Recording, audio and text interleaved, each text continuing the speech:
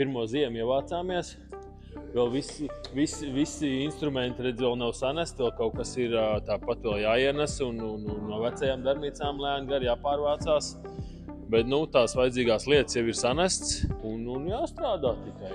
Silts ir, tāpat viss ģērbtuvs ir un nomazgāties. Tā kā tīri muti var arī mājās tikt. Bardaks bišķiņi, ne bardaks, darba vide, ko nav sakārtots. Ko es varu izstāstīt darīt? Mums ir pašiem savu virpu, mēs varam savirpot, ko mums vajag, elementāras lietas. Mums ir metāla zāģis, varam sazāģēt, mums ir urmašīnas, mēs varam saurbt, mums ir metināmie aparāti, mēs varam sametināt. Mums ir plazmas griezējs, ar ko mēs varam sagriezt.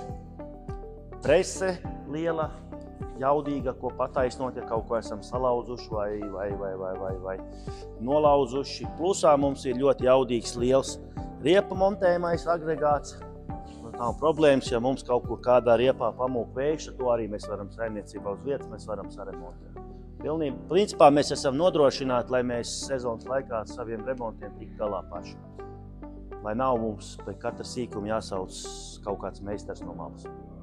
Te top jauns projekts, būs piekabi, kur sēkla aizvest uz lauku.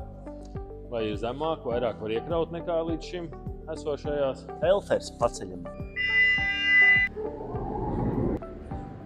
Pavizināties, kaut ko piekabināt, pacelt, nolaist.